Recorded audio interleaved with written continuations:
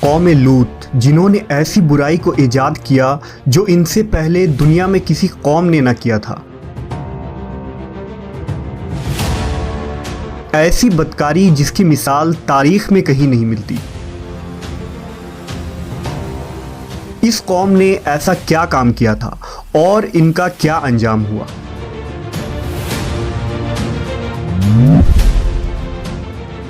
حضرت لوط علیہ السلام اللہ کے ایک برگزیدہ نبی تھے۔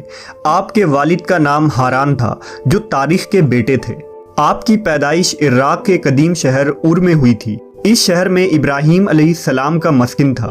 دراصل لوط علیہ السلام کے والد ہاران حضرت ابراہیم کے سگے بھائی تھے، یعنی حضرت لوط علیہ السلام حضرت ابراہیم کے بھتیجے تھے۔ چونکہ حضرت لوط علیہ السلام کے والد ان کے بچپن میں ہی انتقال کر چکے تھے، لہذا حضرت لوط کو حضرت ابراہیم نے بیٹا بنا کر پالا تھا۔ آپ حضرت ابراہیم پر سب سے پہلے ایمان لانے والوں میں شامل ہیں۔ آپ حضرت ابراہیم کے زمانے میں اہل سدوم کی رہنمائی کے لیے نبوت کے منصب پر فائز ہوئے۔ حضرت لوط کے بہت سارے معجزات ہیں۔ آپ جس وقت بارش کے لیے دعا کرتے تھے تو آسمان بادلوں سے بھر جاتا اور خوب بارش ہوتی تھی۔ حضرت لوط جس پتھر پر سر رکھ کر سوتے، اس پتھر پر آپ کے سر مبارک کا نشان بن جاتا تھا۔ سدوم وہ علاقہ تھا جہاں لوط علیہ السلام مبعوث فرمائے گئے۔ سدوم کے آس پاس 5 نہایت ہی خوبصورت شہر آباد تھے، جن میں سے ہر ایک کی آبادی 1 لاکھ نفوس سے زیادہ ہی تھی۔ یہ علاقے نہایت ہی سرسبز و شاداب اور قدرت کی فیاضی کا حسین شاہکار تھا۔ یہاں باغات کی کثرت تھی، لہلہاتی کھیتیاں یہاں کی ضروریات سے کہیں زیادہ تھی۔ اردن، شام اور اسرائیل کے درمیان بسا ہوا یہ علاقہ نہایت ہی زرخیز تھا۔ وہاں طرح طرح کے اناج، پھل، میوے بکثرت پیدا ہوتے تھے، اور یہی وجہ تھی کہ آس پاس کے بستیوں کے لوگ بھی اپنی معاشی اور غذائی ضرورت کے لیے ان بستیوں کی طرف آتے تھے۔ مگر یہ بات اہل سدوم کے لوگوں کو بالکل بھی پسند نہ تھی۔ ان کے خیال میں ان کی بستیوں میں پیدا ہونے والے پھلوں، اناجوں اور سبزیوں پر صرف ان کا ہی حق تھا۔ وہ نہیں چاہتے تھے کہ دوسری بستیوں کے لوگ ان کے علاقے میں آئیں۔ ایک دن سدوم کے لوگ اس بات پر غور و فکر کر رہے تھے کہ باہر سے آنے والے لوگوں کو یہاں آنے سے آخر کیسے روکا جائے، کہ ابلیس ایک بزرگ کی شکل میں ان کے محفل میں آیا اور کہا، اگر تم ان سے پیچھا چھڑانا چاہتے ہو تو میرے کہنے پر عمل کرو۔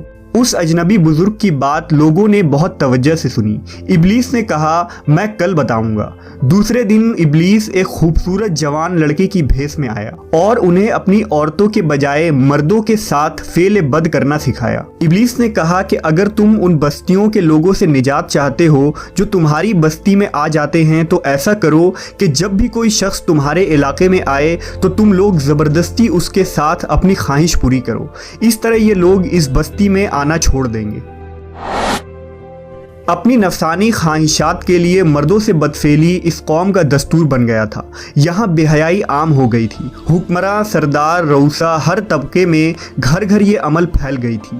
بھری محفل میں یہ لوگ اس فحاشی کے کام کو کر کے خوش ہوتے تھے۔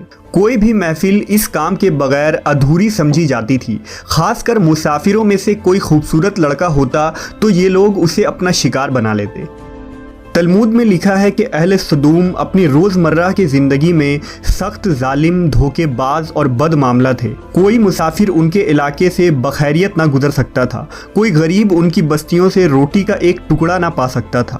بارہا ایسا ہوتا تھا کہ باہر کا آدمی ان کے علاقے میں پہنچ کر فاقوں سے مر جاتا اور یہ اس کے کپڑے اتار کر اس کی لاش کو برہنہ دفن کر دیتے۔ اپنی وادی کو انہوں نے ایک باغ بنا رکھا تھا جس کا سلسلہ میلوں تک پھیلا ہوا تھا۔ اس باغ میں وہ انتہائی بے حیائی کے ساتھ اعلانیہ بدکاریاں کرتے تھے۔ حضرت لوط علیہ السلام نے انہیں توحید کی دعوت دی اور بدکاری کے اس گھنونے عمل سے توبہ کرنے کا حکم دیا۔ حضرت لوط نے کہا، تم بے حیائی کیوں کرتے ہو؟ کیا تم عورتوں کو چھوڑ کر لذت حاصل کرنے کے لیے مرد کی طرف مائل ہوتے ہو؟ حقیقت یہ ہے کہ تم احمق لوگ ہو۔ حضرت لوط اہل سدوم کو دن رات واعظ و نصیحت کیا کرتے، لیکن قوم پر اس کا کوئی اثر نہ ہوا، بلکہ وہ بہت فخریہ انداز میں یہ کام کرتے تھے۔ انہیں حضرت لوط کا سمجھانا بھی برا لگتا تھا، لہٰذا انہوں نے صاف صاف کہہ دیا کہ اگر تم ہمیں اسی طرح برا کہتے رہے اور ہمارے کاموں میں مداخلت کرتے رہے تو ہم تمہیں اپنے شہر سے نکال دیں گے۔ حضرت لوط نے نصیحت و تبلیغ کا سلسلہ جاری رکھا، لہٰذا ایک دن اہل سدوم نے خود ہی عذاب الہی کا مطالبہ کر دیا۔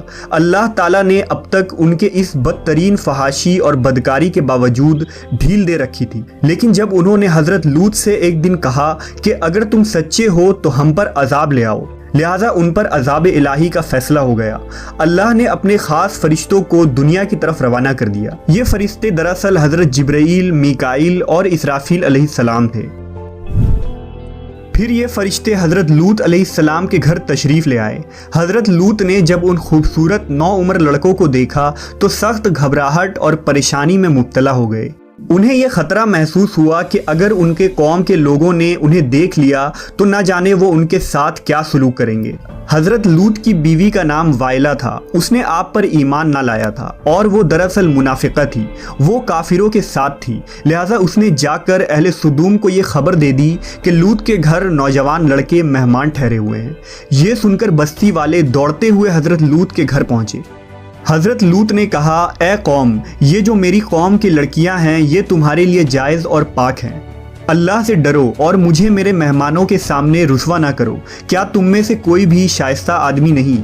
حضرت لوط کی بات سن کر وہ لوگ بولے، تم بخوبی واقف ہو کہ ہمیں تمہاری بیٹیوں سے کوئی حاجت نہیں، اور جو ہماری اصل چاہت ہے اس سے تم بخوبی واقف ہو۔ قوم لوط کے اس بے شرمانہ جواب سے اندازہ لگایا جا سکتا ہے کہ وہ فعل بد میں کس حد تک مبتلا ہو چکے تھے۔ جب حضرت لوط علیہ السلام کی قوم ان کے گھر کی طرف دوڑتی ہوئی آئی تو حضرت لوط نے گھر کے دروازے بند کر دیے اور ان نوجوانوں کو ایک کمرے میں چھپا دیا۔ اس بدکار لوگوں نے آپ کے گھر کا گھیراؤ کیا ہوا تھا اور ان میں سے کچھ گھر کے دیوار پر بھی چڑھنے کی کوشش کر رہے تھے۔ حضرت لوط اپنے مہمانوں کی عزت کے خیال سے بہت زیادہ گھبرائے ہوئے تھے۔ فرشتے یہ سب منظر دیکھ رہے تھے۔ جب انہوں نے حضرت لوط علیہ السلام کی بے بسی اور پریشانی کا یہ عالم دیکھا تو حقیقت سے پردہ اٹھاتے ہوئے یوں فرمایا، اے لوط، ہم تمہارے رب کے بھیجے ہوئے فرشتے ہیں، یہ لوگ ہرگز تم تک نہیں پہنچ سکیں گے۔ ابھی کچھ رات باقی ہے تو اپنے گھر والوں کو لے کر چل دو اور تم میں سے کوئی شخص پیچھے مڑ کر نہ دیکھے۔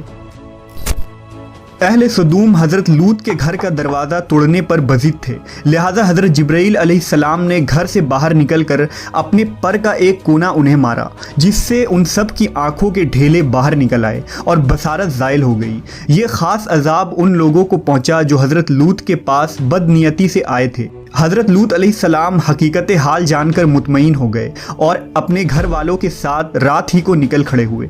بیوی بھی ان کے ساتھ تھی، لیکن کچھ دور جا کر وہ واپس اپنے قوم کی طرف پلٹ گئی اور قوم کے ساتھ جہنم رسید ہو گئی۔ صبح کا آغاز ہوا تو اللہ کے حکم سے حضرت جبرائیل نے بستی کو اپنے پر سے اکھاڑ دیا اور پھر اپنے بازو پر رکھ کر آسمان پر چڑھ گئے، یہاں تک کہ آسمان والوں نے بستی کے کتے کے بھونکنے اور مرغوں کے بولنے کی آوازیں سنی۔ پھر اس بستی کو زمین پر دے مارا، جس کے بعد ان پر پتھروں کی بارش ہوئی۔ ہر پتھر پر مرنے والوں کا نام لکھا ہوا تھا۔ جب یہ پتھر ان کو لگتے تو سر پاش پاش ہو جاتے۔ صبح سویرے شروع ہونے والا یہ عذاب اشراق تک پوری بستی کو نیست و نابود کر چکا تھا۔ قوم لوط کی ان خوبصورت بستیوں کو اللہ نے ایک انتہائی بدبودار اور سیاہ جھیل میں تبدیل کر دیا، جس کے پانی سے رہتی دنیا تک کوئی فائدہ نہیں اٹھایا جا سکتا۔ سمندر کے اس خاص حصے میں کوئی جاندار، مچھلی، میڈک وغیرہ زندہ نہیں رہ سکتے، اس لیے اسے ڈیڈ سی یعنی بحر مردار کہا جاتا ہے، جو اسرائیل اور اردن کے درمیان واقع ہے۔ ماہرین آثار نے 10 سالوں کی تحقیق و جستجو کے بعد اس تباہ شدہ شہر کو دریافت کیا تھا۔ تحقیقات سے پتہ چلا تھا کہ اس شہر میں زندگی بالکل ختم ہو چکی ہے۔ اس شہر کے راستے اور کھنڈرات کو دیکھ کر آرکیولوجسٹ نے یہ اندازہ لگایا کہ جب یہ شہر تباہ ہوا تو اس وقت لوگ روزمرہ کے معمولات کے کاموں میں مشغول تھے اور یہاں زندگی اچانک ختم ہو گئی تھی۔ اہل سدوم جنہیں پتھر بنا دیا گیا تھا، ان کے بت ابھی تک بحر مردار کے پاس موجود ہیں، جو تا قیامت لوگوں کے لیے ایک عبرت ہے۔ آج یورپی ممالک میں انسانی آزادی کے نام پر اس بدکاری کی اجازت دی جاتی ہے اور اس فحش عمل کو فخر سمجھا جاتا ہے، مگر حقیقت یہ ہے کہ ہم جنس پرستی بالکل فطرت کے خلاف ہے، جس سے انسانی معاشرہ تباہ و برباد ہو جاتا ہے۔ روایتوں کے مطابق ایک مرتبہ حضرت سلیمان علیہ السلام نے شیطان سے پوچھا کہ اللہ کے نزدیک سب سے بدترین عمل کیا ہے؟ ابلیس بولا، جب مرد مرد سے بدفعلی کرے اور عورت عورت سے خواہش پوری کرے۔ حضرت ابن عباس سے روایت ہے کہ رسول اللہ صلی اللہ علیہ وسلم نے فرمایا کہ اس شخص پر اللہ پاک کی لعنت ہو جو قوم لوط والا عمل کرے۔